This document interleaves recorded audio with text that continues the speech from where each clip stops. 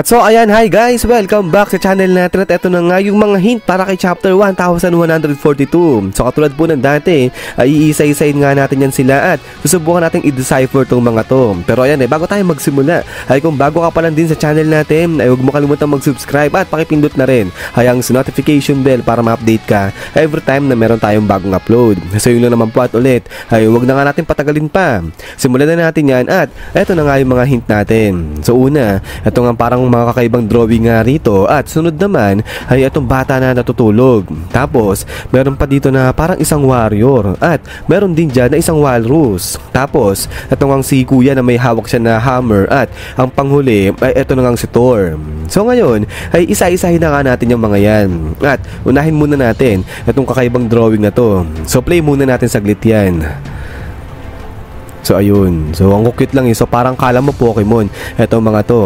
Pero etong drawing na to malinaw, nagawa yan ng isang bata. So artwork yan ng bata. At ibig sabihin nito may connection niya dito na sa mga bata dyan sa may Elbaf. At ang sumunod naman dito na hint yung binigay ay eto na nga yung walrus. So play lang natin saglit. So ayun, so kakaway-kaway lang dito. Itong walrus ang cute lang. Pero pagdating dito, sa tingin ko, itong walrus naman na to ay may connection yan. Pagdating naman dyan sa school kung nasan yung mga bata, yung walrus school na. Pero maliban pa rito ay nagbigay pa ulit ng isang hint itong leaker natin na isang bata ulit. So eto nga, play natin saglit. Bam! So yun, tulog yung bata. So dito naman ay sa tingin ko itong batang natutulog na to ay connected yan dito naman sa mga Holy Knights natin. So kung matatandaan ninyo, di ba itong mga Holy Knights ay nagpaplano ngayon para kunin itong mga bata dyan sa Elbaf. So itong batang natutulog dito sa tingin ko, baka yan yung strategy yung gagawin nila o gagamitin nila para makuha nila itong mga bata dyan. So ngayon ay kung pagsasama-samahin nga natin itong drawing na to, itong batang natutulog at saka itong walrus school. So dito malinaw na sa susunod na chapter ay may kinalaman na to sa mga batang higante. At baka nga makita natin na itong mga Holy Knights ay magsisimula na silang kunin o kidnapin itong mga bata dyan sa may walrus school. At since na may batang natutulog nga na ibinigay sa ating hint yung leaker natin, baka nga ito yung gamiting strategy ng mga Holy Knights para makuha nila itong mga batang higante dyan. Kasi nga diba sabi nga nila, hindi ganun kadali para nga kunin o ibag itong mga batang higante. So kaya ang pwede nga nilang gawin dito ay patulugin muna nila itong mga bata na to nang sa ganun ay hindi na magkukulit yung mga yan, hindi na maglilikot. Kasi nga naman mas madali nga na bitbitin yung mga yan kung mga tulog yan. So pag tulog na itong mga to, handali na lang isakayan, isampayan sa may barko at dalhin nila doon sa may Marijoa. Pero ayan ay maliban pa rito sa mga batang higante na possible ngang makita natin sa susunod na chapter ay puntahan pa natin yung ibang mga hint. At eto nga yan. So play natin saglit itong si kuya. Smash! Sabi nga ni kuya. At ang sumunod naman, ito na nga si Thor. So play natin saglit. Bam! So ito medyo matindi-tindi. Ang lupit talaga nito ni Thor eh.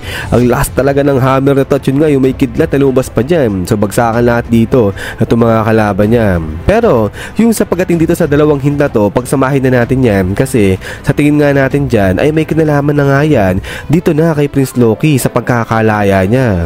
So ngayon, ang tanong nga natin sa nakalipas sa chapter, ano kaya yung next na gagawin nito ni Prince Loki ngayon nakalaya na siya? So kung pagbabasihan yung mga hint na binigay sa atin ngayon, ay possible kaya na eto si Prince Loki ay magwala na nga dyan. So kasi diba sabi ni kuya kanina, smash eh. So ito, niisip natin dyan na eto si Prince Loki ay i-smash niya nga etong ground dyan. So parang katulad sa ginawa nga ni Thor kanina. Tapos ayun pa, lumabas pa dyan yung mga kidlat galing nga dun sa martilyo ni Thor. So dito, kay Prince Loki, na since sinasabi nga ni Harudi na bitawan ni Prince Loki etong martilyo na to, ay possible kaya na may kidlat nga rin o lightning na kapangyarihan na tinataglay etong ang Ragnir dyan ni Prince Loki. At makita natin dito yan sa chapter 1142. So kung ganito, sa tingin ko ay mapapalaban ng wala sa oras itong sila Luffy dyan kay Prince Loki. Tapos sakto pa naman, nandiyan na pati si Sanji sa may underworld. So itong monster trio natin, nandiyan na sa harapan ni Prince Loki, ibig sabihin. So ito pa nagkataon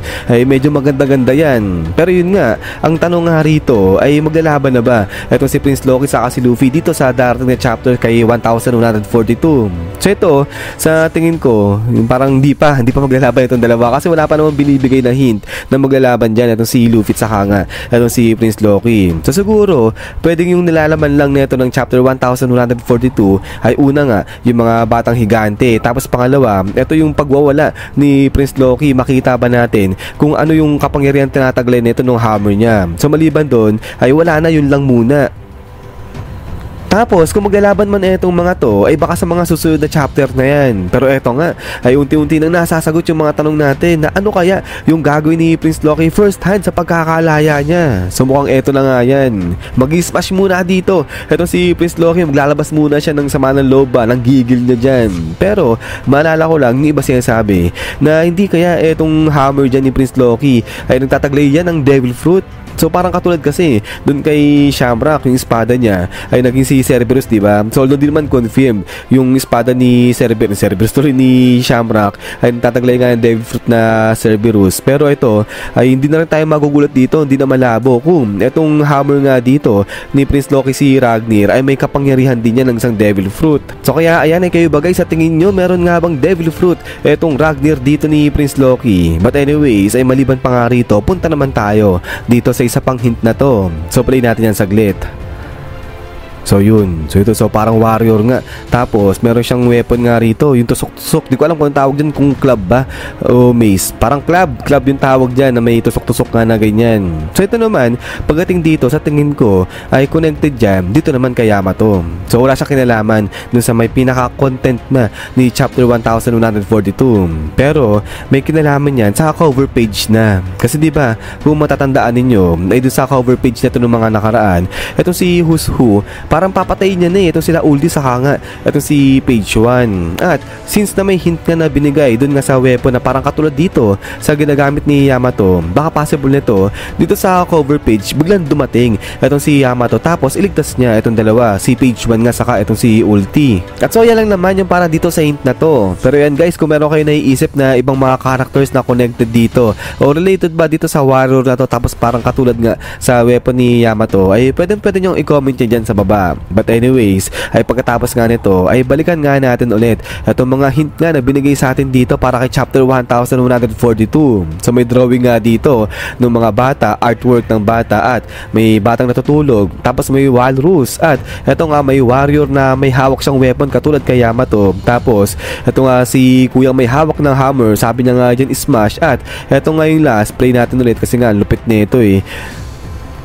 Bam! So eto nga, yung si Thor na inismash niya itong sahig at nagsilabasan dyan yung maraming kidlat at ayun, bagsakan rito ito mga kalaban niya. At so yan, kayo ba guys, kung meron kayong mga ibang hula pa o naiisip patungkol rito sa mga hint na to, ay pwede nyo i-share yan, i-comment nyo dyan sa baba. At yun, ulitin ko lang guys, na itong ginagawa natin dito ay ano lang naman to, hula pa lang naman to. So hint pa lang naman yan, not sure kung tama yung hula natin kasi mamaya baka mali yan eh. So kung meron kayong mga malulupit na hula nga dyan, pwede nyo i-share sa amin. So yun lang naman, at ulit guys ay maraming salamat sa panonood dito sa hint natin para kay chapter 1142. So ayan, paglabas na yung mga spoilers sa ibang update patungkol sa chapter na to ay ipapresent ko na lang kagad sa inyo yan. So yun lang naman, at ulit ay maraming salamat sa panonood dito kay One Piece natin. So huwag niyo pala kalimutan mag-iwan ng like. So yun lang naman, so lagi mag-ingat, God bless niyo lahat at kita-kits tayo ulit.